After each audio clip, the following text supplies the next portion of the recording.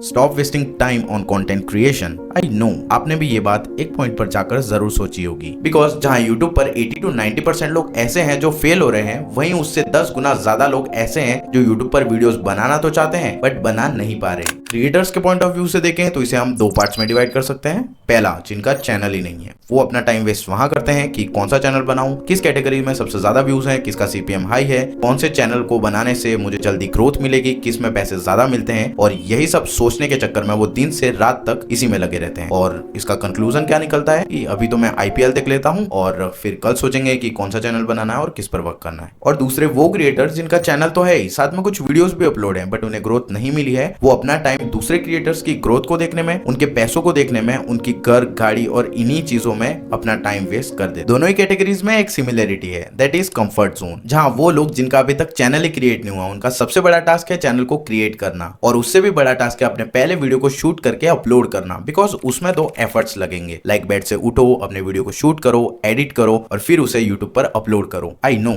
ये बहुत ही ज्यादा हेक्टिक होगा। इससे तो अच्छा हम शॉर्ट्स और रील को आराम से बेड पर लेट कर स्क्रॉल करते रहे, क्योंकि इसमें मजा भी आएगा और हमें रेस्ट भी मिलेगा। वहीं जिनका ऑलरेडी चैनल है, वो स्लो ग्रोथ होने की वजह से कंसिस्टेंट नहीं हो पा रहे हैं और दूसरों को देख देख कर अपने आप को ही डिमोटिवेट कर रहे हैं। सो नाउ अब इसका सॉल्यूशन क्या है? ये कुछ पॉइंट्स हैं जिन्हें फॉलो करके हम हमारे टाइम को काफी हद तक यूटिलाइज कर सकते हैं। Start making your first 100 videos, because videos बनाने से ही हमें ये पता चलेगा कि हमारा एक्चुअल इंटरेस्ट कौन सी कैटेगरी में है। साथ ही हमें ये भी पता चलेगा कि हम हमारी ऑडियंस से कौन सी कैटेगरीज के थ्रू ज्यादा कनेक्ट कर पा रहे हैं। एंड ऑल्सो वी नो कि हमें कौन सा कंटेंट ज्यादा सूट करता है। लाइक सौरभ जोशी, जिसका पहला चैनल था आर्ट पर, जिसमें उसे ज्यादा ग्रोथ नहीं मिली थी बट एक्सपीरियंस जरूर मिला था, जिससे उसे ये समझ आ चुका था कि what actually people wants to watch. जिसके बाद उसने अपने कंटेंट के साथ एक्सपेरिमेंट किया और देन ही स्टार्टेड व्लॉगिंग, जिसके बाद आज हम जानते हैं कि हु इज सौरभ जोशी। सोचो अगर वीडियोस बनाए नहीं होते तो क्या उसे एक्चुअली इतनी ग्रोथ मिलती? क्या वो अपने कंटेंट के साथ एक्सपेरिमेंट कर पाता?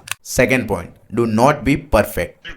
ये यूट्यूब पर सबसे बड़ी मिस्टेक है, बिकॉज सभी को अपने पहले वीडियो से ही वायरल होना है और इसी थॉट प्रोसेस के साथ वो चैनल को क्रिएट करते हैं, वीडियो की स्क्रिप्ट को लिखते हैं, वीडियो शूट करते हैं, एडिट करते हैं और सब कुछ परफेक्टली करने के बाद वो वीडियो को अपलोड कर देते हैं और उसके बाद रिजल्ट आता है ये। और इस रिजल्ट को देखने के बाद वो पूरी तरीके से डीमोटिवेट हो जाते हैं। अब आप ये सोचो, सब कुछ परफेक्टली करने की वजह अगर हमने अपने आप को एक टारगेट दिया होता कि इस चैनल पर मैं 100 वीडियोस को अपलोड जरूर करूंगा और तब तक नहीं रुकूंगा जब तक कि मेरा 101 वीडियो अपलोड नहीं हो जाता, तो क्या हम डिमोटिवेट होते और हम YouTube को क्विट करते? I think no. और इवन मैं तो ये कहूंगा कि over the period of time हमारे कंटेंट की क्वालिटी और भी इंप्रूव होती और हमें हमारी एक्चुअल मिस्टेक कहां पर कर रहे हैं ये भी पता चलता, और जितनी ज्यादा मिस्टेक हम करते उतना ही ज्यादा इंप्रूवमेंट करने के हमारे चांसेस और भी बढ़ जाते हैं। Slow growth with consistency is important. एक स्टेबल जॉब को पाने के लिए या फिर एक डिग्री को कंप्लीट करने के लिए हमने हमारी लाइफ के 22 साल को इन्वेस्ट किया, और वहीं जहां हम मिलियंस कमाना चाहते हैं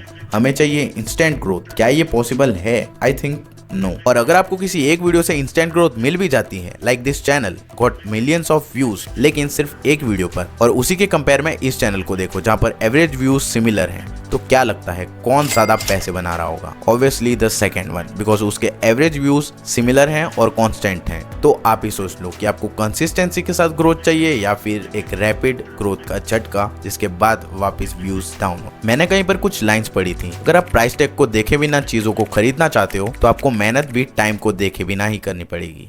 point number 4, improve your self. जब भी हम किसी कंटेंट की रिसर्च में अपने ही नीच के अदर क्रिएटर्स को देखते हैं और उनसे कुछ सीखने की कोशिश करते हैं, तो हम फील करते हैं कि उनका चैनल तो ज्यादा ग्रो कर रहा है और हमारा चैनल स्लो ग्रोथ कर रहा है, हमारे व्यूज क्यों नहीं आ रहे, उनके तो ज्यादा आ रहे हैं, और इसी वजह से हम स्क्रिप्ट और रिसर्च को भूलकर हमारा ज्यादातर टाइम उसी को देखने में वेस्ट कर देते हैं। बल्कि आप उसे एक पॉजिटिव वे में भी ले सकते हो कि आप एक ऐसी कैटेगरीज के वीडियो बना रहे हो जिसके टॉप के क्रिएटर्स के आज भी कॉन्स्टेंट व्यू आ रहे हैं, जबकि यूट्यूब पर काफी बड़े क्रिएटर्स के व्यू डाउन हो चुके हैं। तो आपके भी एक दिन व्यूज जरूर आएंगे और आपका भी चैनल ग्रोथ जरूर करेगा। रेदर देन कि आप दूसरों की ग्रोथ देखो, आप अपने वीडियोस में अपने आप को इंप्रूव करो। हर वीडियोस के साथ अपने आप में कुछ इंप्रूवमेंट लाओ, अपने कंटेंट की क्वालिटी को बढ़ाओ, अपने आप में इंप्रूवमेंट करो, ये आपको ज्यादा हेल्प करे। Point number 5, deadlines. Deadlines are the most effective way to complete our task. For example, school और कॉलेजेस में जब भी हमें असाइनमेंट मिलते थे, मोस्ट ऑफ द टाइम हम उसे लास्ट डे पर ही कंप्लीट करते, बिकॉज वी नो अगर आज हमने कंप्लीट नहीं किया तो कल हमें पनिशमेंट मिलेगी या फिर हमारे मार्क्स काट दिए जाएंगे। बट इन एक्चुअल लाइफ करना तो बहुत कुछ चाहते हैं बट कर नहीं पाते,